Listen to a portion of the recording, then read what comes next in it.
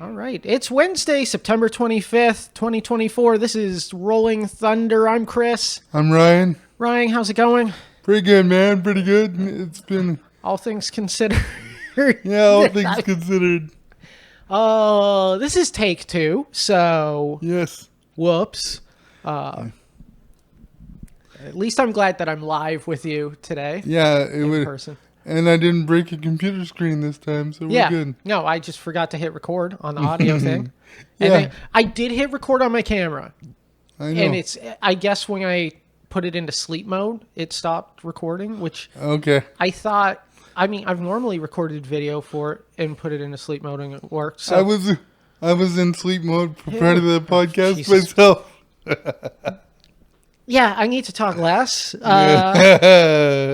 more, depending on how if I got a good night's sleep the night before or not. So I love hanging out with you, buddy. yeah, I love hanging out with you too.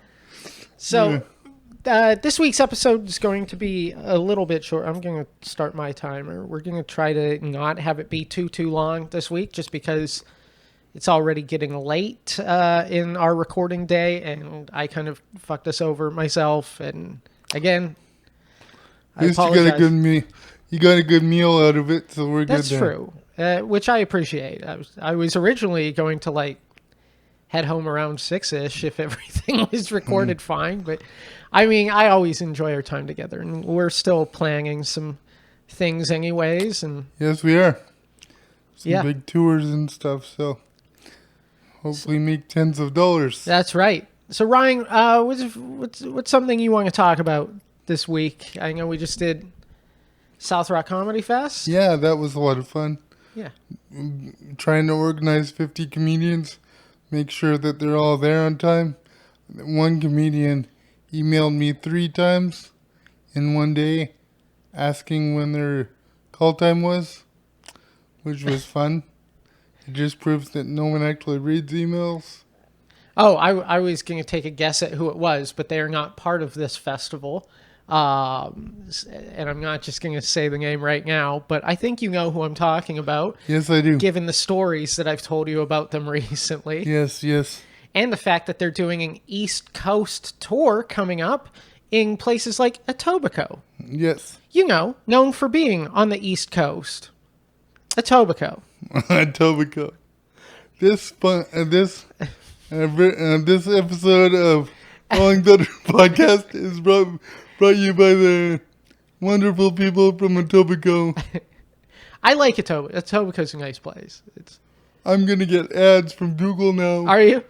Move to Toronto. Space is available in Etobicoke. Yes. Do you know how to spell Etobicoke? No, I do not. It's got a K in there where you wouldn't think it would, but if you knew the mayor of Toronto, you'd think it makes sense. So interesting. Yes. It's like Etobicoke is how it's written. C-O-K-E at the end. I still can't spell Saskatchewan. Yeah, neither can. Who can? People from Saskatchewan. I don't even think they can. Have you met people from Saskatchewan? Yes, one of my caregivers is from Saskatchewan. Okay, you're just proving my point. Yeah. But she's smarter than I am, so. Your caretakers are awesome, and it was actually good to see this. I don't know if I can say their name on here, but it was good to see them at the festival, hanging out. Yeah, it was. Were they watching over you that night, or no? They were just hanging out. Okay. Yeah, she came as a civilian. Yeah. To the comedy festival because she wanted to watch your show with Dave. So. Yeah. And she went there. Didn't go to watch you. No, because she's heard all my stuff. Yeah. So I don't blame her. So you keep throwing it by her. Well. What about this show? Okay, how about I'm in a wheelchair and. Honestly, I don't really share my material with other. Well, I do with me. With I you, I like throwing around ideas with you. That's a fun thing to do. And occasionally I do it with the caregivers, but I know that they have to be submerged in the world so much, and they're seeing my show so much that the last thing they want to do is talk about my show. So Yeah. No, that's fair. yeah, You know. but I'm very lucky. Both of my caregivers that are working with me now are both huge comedy fans, so it's easy to tell them, "Oh, I got another show tonight," or "Oh, I got a run of shows. We got to go here." Like, they've been really supportive. I like how you say that. We're like, when we were on the road with your other caretaker, they were not watching the show at all. Like, they're just on their phone. Yeah. Except when they heard our guest spot's opening joke. That was the only time. Oh, yeah. When they looked up. We won't bring that up again. No, well. Oh, my God. To be fair to them, like, their job is to make sure I don't die. Yeah, it's to watch it. No, of course. I will say you did a great job putting together these shows. Thank you. I know you had to kind of jump through some hoops and. Yeah, but I think I came out the other end okay. So yeah, I was really happy with the quality of product that we put out. So it's gonna be even better next year. I mean, so our show ran a little long, but oddly enough, the staff that was there, like not even like the volunteers at the plays that cover for things like those, but the one that like actually works there, like she was like, everyone seems to be leaving happy, and they got like an extra long show out of this. Yeah.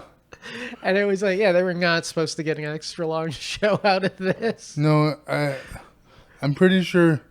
I told Dave multiple times 30 minutes, but we both know usually headliners do 45 to an hour, right? So yeah, there's also a thing where like sometimes you get into a pocket and you just lose track of time. Mm-hmm. I mean, like, or sometimes the opposite happens and time drags on forever. Oh, yes. Oh, you mean like watching me? That makes sense. Yes. No, man, you're a great comedian. So the watch that I have, which I need a new one soon because the fucking batteries, like, I maybe get 4 or 5 days out of it at this point. Okay. Which is annoying as hell, but I love this watch. It's a Pebble Time Steel. Okay. It's a company that no longer exists. Their CEO was a complete moron, had no idea how to market their product. Okay. So they ended up... Sounds like some comedy promoters we know. Oh, yes. They ended up selling to Fitbit, who's now owned by Google. So Fitbit, I don't even know what they own of Pebble's stuff. I feel like it was the software, but like they never really used any of their software. Okay. And it's a shame because like I love this watch. A lot of times people ask if it's like an Apple Watch, but the thing that it has is it has a vibration alarm. So when I'm on stage, I'll normally set 2 alarms. I'll set like an alarm for like roughly halfway in. And then, I mean, if I'm doing a longer, like if I'm doing an hour, I'll have like a 10-minute, a 30-minute, and then like a 55-minute. Okay. And it's usually like the 10 and 30 will like just vibrate a couple times, and then the 55 will vibrate until I stop it. Okay. But like, or sometimes I'll set like 20 minutes. If I'm doing like 40, I might just do a 20 and like a 38, right? Yep. But there are times, so especially when we were doing our run of the Okanagan back in the spring, I had set 20 and 40 were my alarms.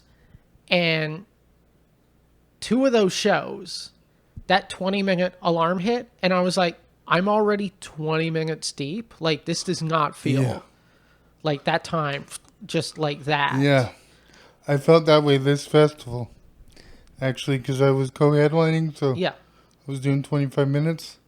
And the first show, it felt like it was up there for 7. Mm-hmm. And all of a sudden I was getting the light. I'm like, wow. And then the second show, even though it was a little quieter, like as far as the size goes, but the crowd was younger, So we were able to go a lot more darker and talk about things that you like your 40 and below age group would understand. So Yeah, that was not the age group at our show. no, I mean, that wasn't the age group of most of the shows. Most of the shows were definitely senior citizens or.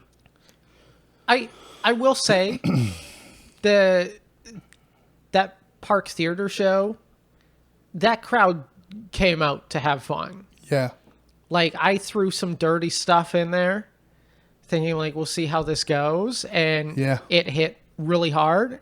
And I even jokingly was like, yeah, just seeing where the line is. But there wasn't really that much of a line. So, I mean. I like when you get that free feeling as a performer, where you're just like, I can do whatever I want now. Yeah. And they're going to like it. So. I mean, I've got some plans for us in this area coming up. I mean, it's not for probably a year down the road at this point. Yeah. And then we'll probably we'll have to discuss one little thing that just came across my mind. After this, what did I do with my pen? There it is.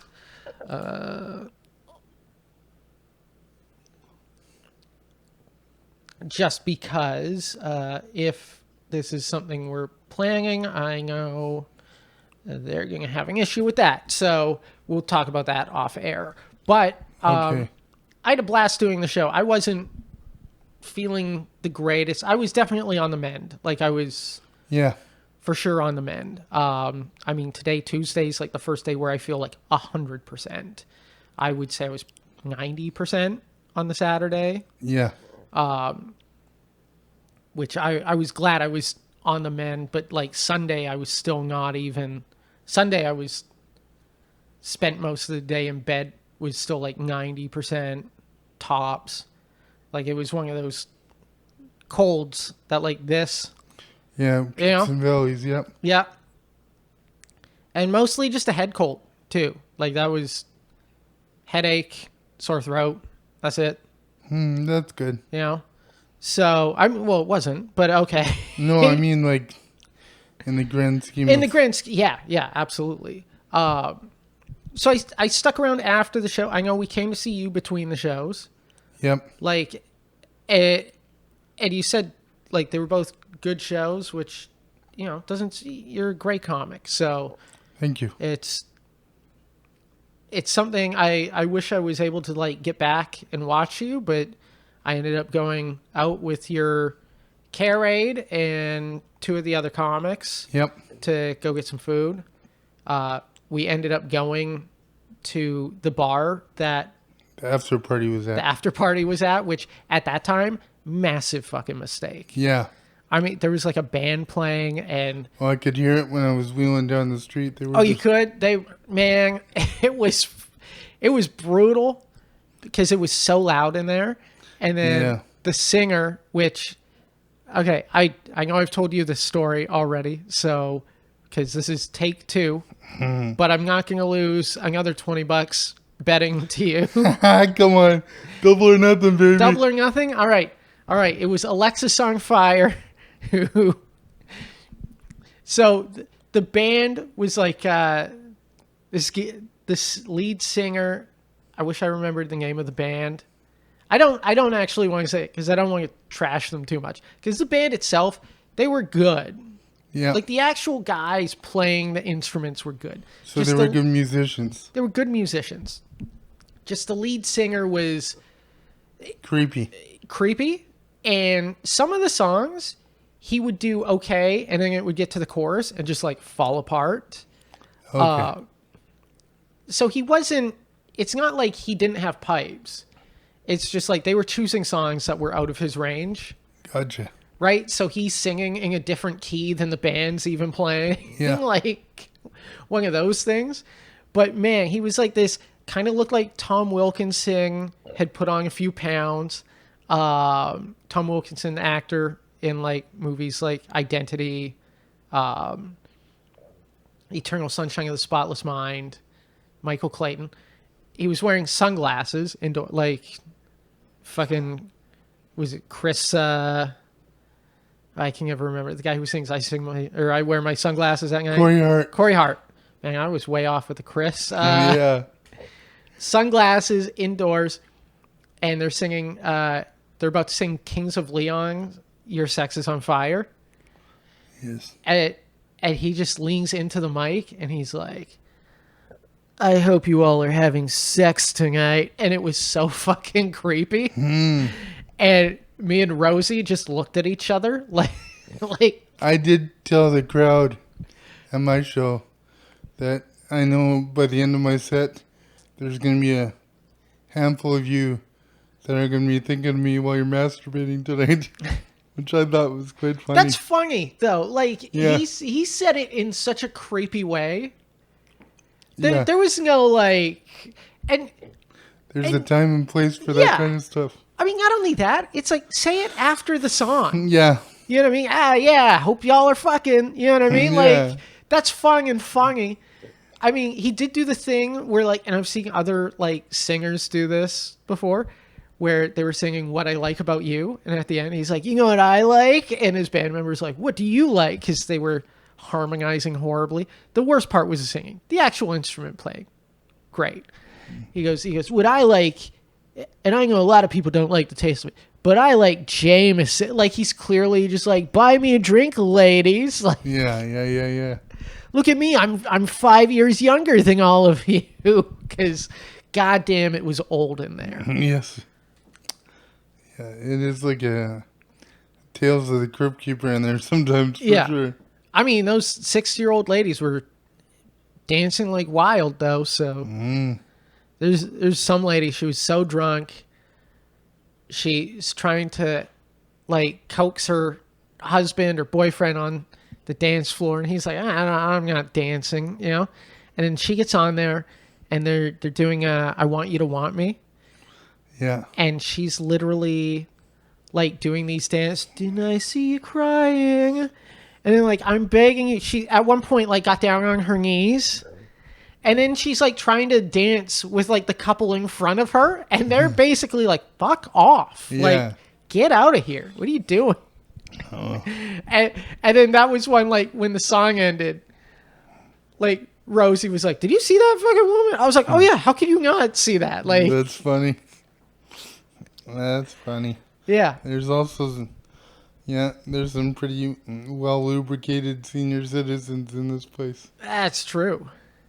But I thought you did a good job, and you were hanging out like all festival too, right? So it's I went to as many venues as I could.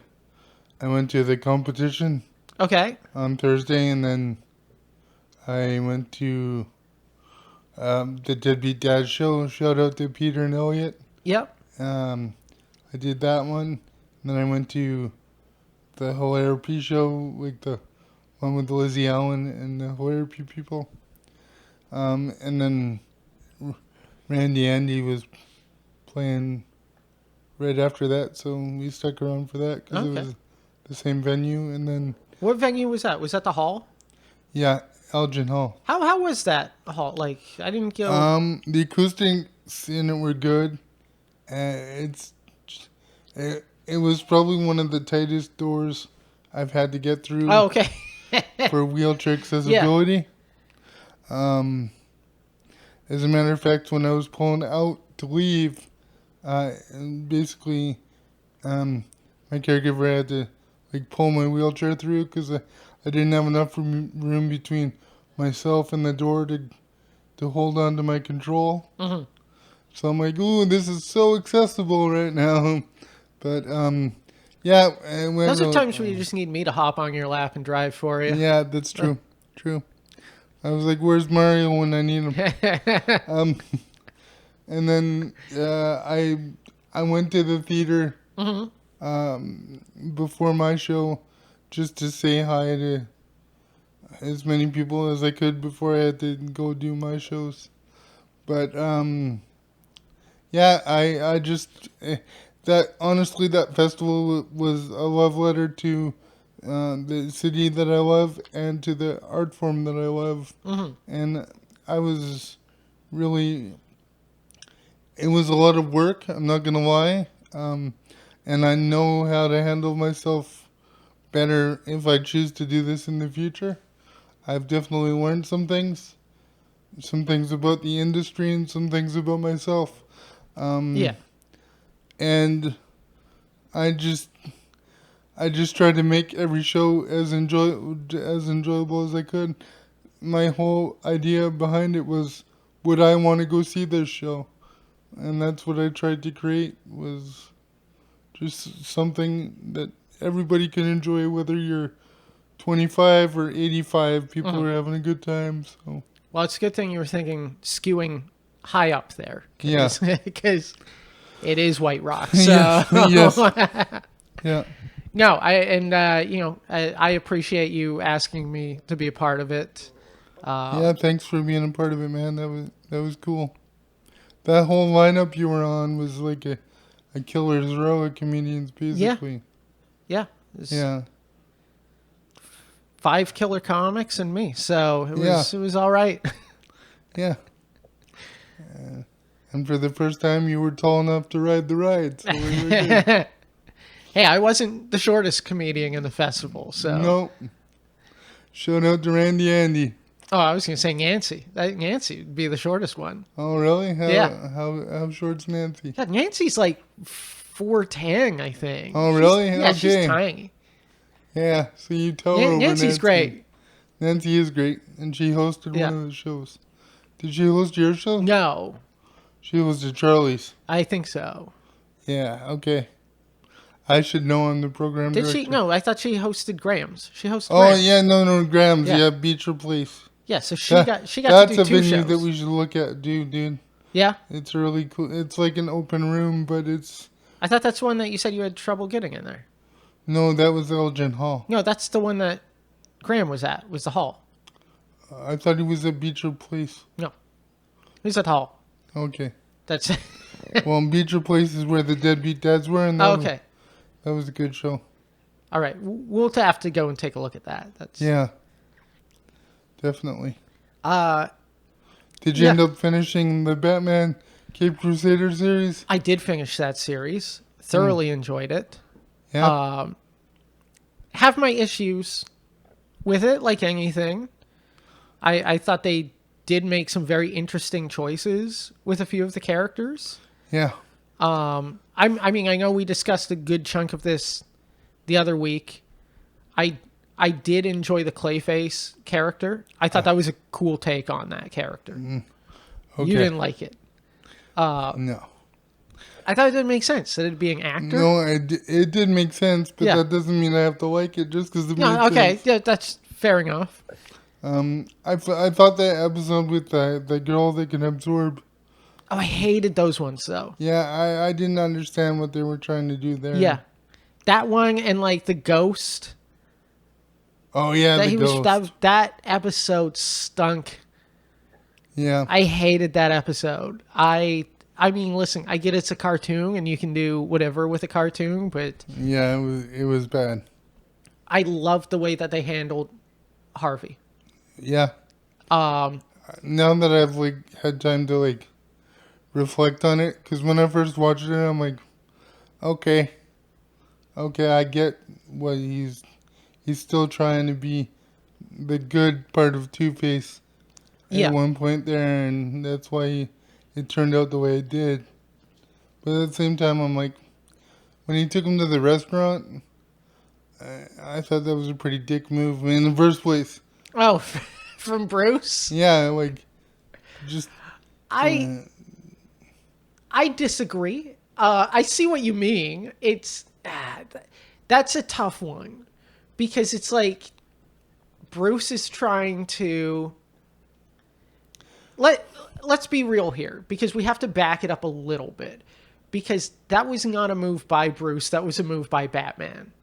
And the actual move by Batman was absolutely a dick move. Yeah, okay. Because he was trying to get information on things out of him. Yes. But Bruce selling it as, hey, you're amongst friends, like he's trying to do a nice thing, but just going about it the wrong way. So as much as I see your point when it comes to that, I kind of disagree.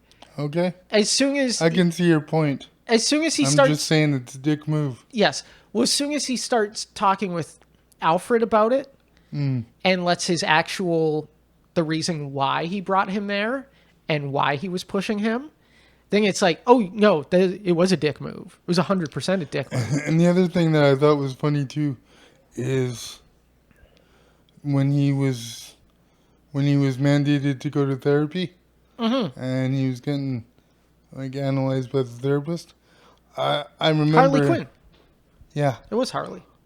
I remember post-pandemic, I would go into therapy sessions and be that kind of like, oh, I'm not going to tell you anything. I'm not going to open up. And I started laughing. I'm like, I used to be that guy. And, Yeah. And now, if they were to like show me, I'd be the one like opening up everything and pulling up family trees and trying to. So I just saw a lot of my own mental health journey in that episode, which was weird for me to say out loud. I didn't really plan this out when I was. No. This Sure. is stream of consciousness thought here, but yeah, I remember just I wouldn't tell my therapist everything, and now I probably overshare with my therapist. So I don't know, just an interesting position there that he was like, oh, I don't need your help. I'm Batman. I'll just beat up people in the street and feel fine. I don't need to feel feelings, So yeah, I really enjoyed that almost Scarecrow from Batman Begins take on Harley Quinn. Yeah. I thought it was interesting to see that character removed from like the Joker story. Yeah, she was very much a standalone character in that series. Yeah, I know it seemed at least like they're planning on doing a second season. Yeah. So I'm very much looking forward to see, what they do with Joker. Yeah. Because, I mean, that was the tease at the end. I don't think I'm really spoiling anything with that because it's like, if you were to watch the season, like any Batman thing, you're like, okay, where the fuck's Joker? Like, yeah. That's kind of always, like, the first Batman movie outside of the 60s, the Michael Keaton, was Joker, right? Right away, because that's the character that's synonymous with Batman. Yeah. As far as like a villain that you go like, that's the villain I want to see, right? Even Batman Begins ended on, here's the Joker card. Yeah. All right, well, we'll take a look into that guy. So you're like, all right, sequel's going to have the Joker. You know what I mean? Even like The Batman, which, as I've said, is one of my favorite Batman films for various reasons. You haven't seen Hush yet, right? No, Hush has the same kind of feel as The Batman. Yeah. Okay. I have to see that. That's one I'll watch it with you, man. It's one of my favorites. All right, that's one that's on my list of like ones that I want to see. Yeah, that one is one of my favorites. And another one that I really liked was Under the Red Hood. I like that one as well. I liked Under the Red Hood. That was okay. Like if we're starting to get into animated movies, like for me it's Batman Beyond Return of the Joker, Mask of the Phantasm. Yeah, that one's good. Like I think Mask of the Phantasm is fantastic. And then it's probably, I haven't seen Hush yet. So after that, it's Batman Ninja. No, it's not. I know how much you hate that fucking movie. I do so much. Did that movie fucking go places? It did.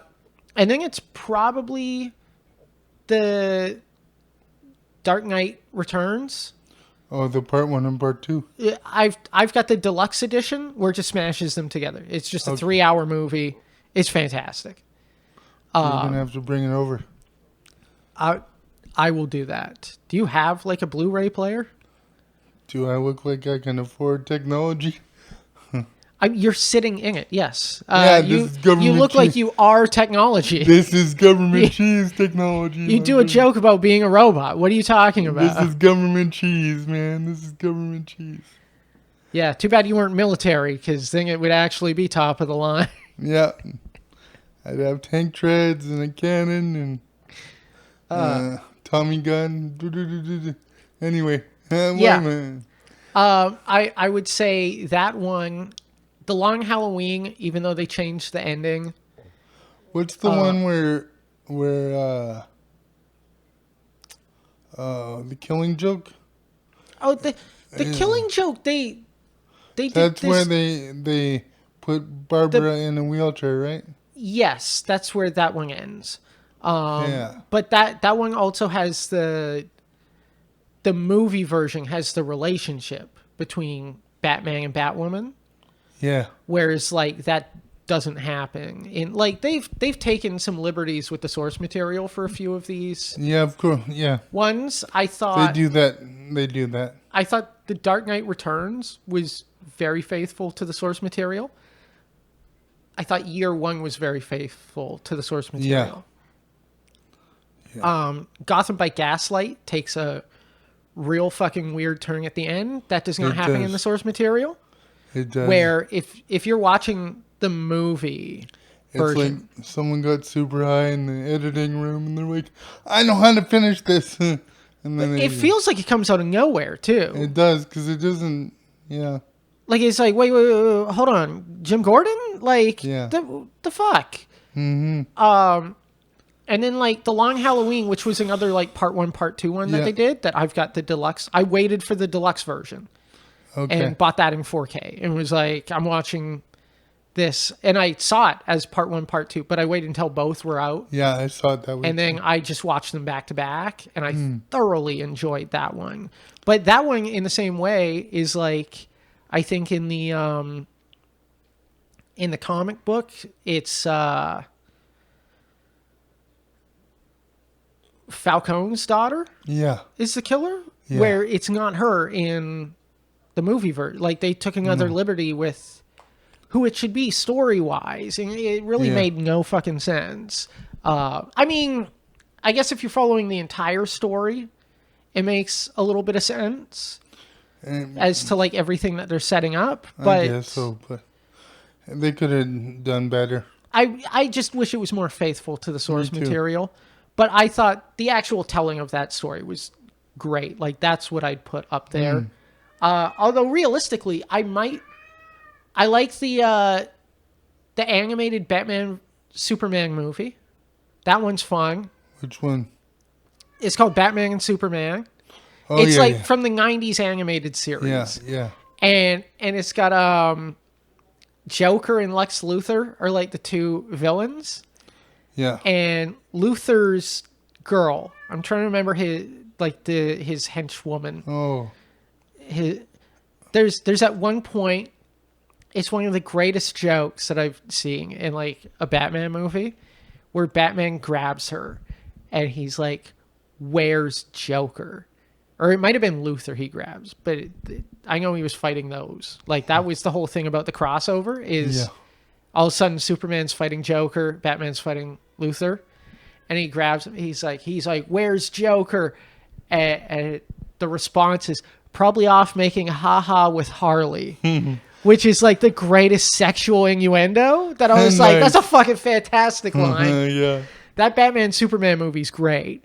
I would also say low key the Sub-Zero, Yeah. the animated series Batman. That's one that was not on the Blu-ray set, which I wish was a Blu-ray, because I mean, aside from the Heart of Ice episodes, which I mean they're both very similar in how they did Heart of Ice and Sub-Zero, but I mean the actual, it just makes me so angry at the Batman and Robin movie, because Yeah. Let's not even go there. Yeah. I told someone, did I we would. go over this last week? I don't know, but I told someone that like, hey, you know who should have played him was Patrick Stewart, And they were like, oh, that would have been awesome. I was like, yes, it would have been awesome. It would have been way better than Arnold Schwarzenegger as Victor Fries. Yeah. Fuck right off. Yeah. I know. But yes. Even Jim Carrey as the Joker, I was like, okay. All right. As Riddler. He was Riddler. Or, sorry, the Riddler. I knew what I meant. You know what? I thought, as a child, I enjoyed it. And then I decided I'm going to watch all these Batman movies back to back. Like everything from the 1960s Batman. Yeah. Which is totally watchable. I mean, it's super camp, but it's totally watchable. Like the live action ones.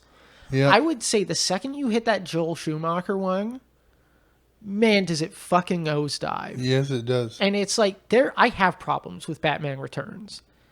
That Penguin character is fucking wild. It's the horniest fucking, always just trying to fuck Catwoman. Yeah. And just a creep. Like, it's wild to see. But I would argue that it's a much better movie than either of the Schumacher ones. Yeah. And Batman Forever, the opening of Batman Forever is basically like a fucking McDonald's commercial. And it's got like the worst fucking one-liners that Batman's spewing off. Oh, yeah. And then the green screen when he's saving Nicole Kidman's character. Is that right? Was she the love interest in that one? Yes, because Uma Thurman played Poison Ivy in Batman and Robin. So yeah, it was Nicole Kidman's character. It was like he lets off. I wish I could remember what that one-liner was. It's so fucking terrible that I almost shut off the movie. And I was like, no, I'm going to sit and watch these. Batman and Robin is insufferably bad. Yes. And it's all actors that I like. Yeah, you think that, like, you look at the roster on paper and you're like, they should be able to put a good movie together. Yeah. And then they made that piece of shit. I mean, like, to be fair, especially to the Batman, like, that's the one that low-key you look at that cast and you go like, oh my god, this cast is fucking incredible. Yeah. Like, Robert Pattinson gets a lot of shit for the Twilight movies, but, you know, his choices as an actor post that are pretty good. Yeah. You know, Zoe Kravitz is, like, shockingly good. Yeah, she is good in that one. And I'm not even talking in that, just in anything. She's, like... I liked her in the Insurgent movies and all those. I did not like those movies, but yes, she was good in those. I mean, that is what, you know, that's one of those movies that, like, you turn your brain off to have to enjoy it. That's why I like them, though. Because I need to do that every once in a while. But then it's like Jeffrey Wright is in Paul Dano. Paul Dano is the fucking man. I think he's so great in, like, everything. Yeah, they should have been able to shine that chart up and make it something, but yeah, it turned out the way it did. Oh, I will say, so one that I watched, that I've had a bone to pick with you about this. I did not like Ghostbusters Frozen Empire. Dude, fuck that movie. Really? I can't believe you like that. I don't know. Maybe I was just nostalgic. I don't know. Listen, there was a couple scenes. It was the one before that is a lot better than Afterlife. Afterlife is fucking great. Yeah. To me, Afterlife feels like a Ghostbusters film should feel. Like, Ghostbusters 2 is whatever. Like, it's fine. It goes real kooky. I think the thing I love about the first Ghostbusters is it's still kind of down to earth. Yeah. You know what I mean? Yeah. Like, no one's in a walking Statue of Liberty, like number 2. And I think that's because that was at a time where every sequel had to be, and this is something that, like, the Fast and Furious series is, like, totally guilty of, where, you know, your next sequel has to be bigger and badder and like more explosions. More explosions, crazier. Yeah. And it's like, no, it just has to be a good fucking movie. Like, yeah, they didn't have to drive a car in space. Let's No. put it that. I have yet to see that one, but the one where they drove the car in Dubai out of one Oh, that, yeah. in through the other one, where it's like, yo, if you drove a car out of that, the physics would nosedive and you'd be falling 70 stories to your death. 100%. It's so fucking stupid. Yes. And I am okay with stupid to an extent. I thought Frozen Empire, I will say my favorite part of Frozen Empire was the callback to the library. Yeah. And the fact that the same ghost was there from the first one. Yeah. That made me, I loved that fucking scene. But for the most part, I just thought, and I've heard people complain about like, there's just too much going on and it's convoluted. I didn't feel Frozen Empire was convoluted. I didn't think that. I did think that they were jumping around a lot, and I just thought they put too much in there. Yeah. It was like they were trying to throw the kitchen sink. It wasn't a convoluted story. It was very straightforward. But like, man, that movie was, I feel like it was almost 2.5 hours. It felt like it was. And if it wasn't, it sure felt like it in not a great way. But I like the young cast in it. Yeah. I like that Grace McKenna is very good. You know, there's a lot of it I liked, and I did find it was very, very by the book predictable too. Yeah. Like Yeah. I knew exactly when that turn was going to happen. I knew exactly when the redemption was going to happen. Like I knew all of that. Pick it apart for sure. It was very easy to pick apart, and that's what I meant by like the story was actually a lot more simple. Mm-hmm. But it was like outside of the library sequence. I fucking loved that library sequence. Yeah, it was so good. Just great callbacks to the first movie. But God, fucking, I was so excited to see that, and then you got disappointed. I was so disappointed after it, and was mad at you. Like, I'm sorry, buddy. I can't always pick winners. Nah, hey, neither can I. You know, I mean, hey, I already paid you $20, so yeah, you really. did. Yeah, I guess we should probably cut it here. Okay. I mean, I think this is pretty good. All right. I think it's a little bit shorter than most of our podcasts, but not that much. You know. Okay. So, yeah, Ryan, what do you got coming up? Doing the what the hell's that? The one in Langley. Five Roads Brewery. Five Roads Brewery, October 13th? 12th. 12th? That's shows at 8 p.m. Saturday on the long weekend. Yeah. Okay. You're co-headlining that with Gavin Clarkson? Yes. Right? Good. That'll be a fun show. Both of you guys killers, so. Yeah, it'll be a lot of fun. Yeah, the two nerdiest killers that you could find. And we'll get more Batman versus Superman debates. It'll be awesome. Wait. What's your take on Batman versus Superman? Well, actually, we don't really get into a debate because we both lean heavy on the Batman side of things. Like, oh, the actual debate between who would win the fight. Yeah. Oh, okay. Yeah. I thought you were debating on whether or not Dawn of Justice was good. No. Okay. No. All right. Fair enough. No, just the straight up physics of who would win the fight. Okay. October 17th, Ryan's at Galaxie. I will be there as well. I'm hosting. Yes. And then October 18th and 19th, Rolling Thunder, baby. Rolling Thunder, Surrey Yuck Yucks. I'm very excited about this. Me too. Yeah, it's going to be a blast. So much fun. So, yeah, I guess that's it for this week. Yeah. You know, it was actually recording this time, so. Sounds good. Huh. And I didn't break a computer screen, so. Yeah. Yay me. We're all good. All right. All right. For all you listeners, we'll see you next week. Have a good one. Bye.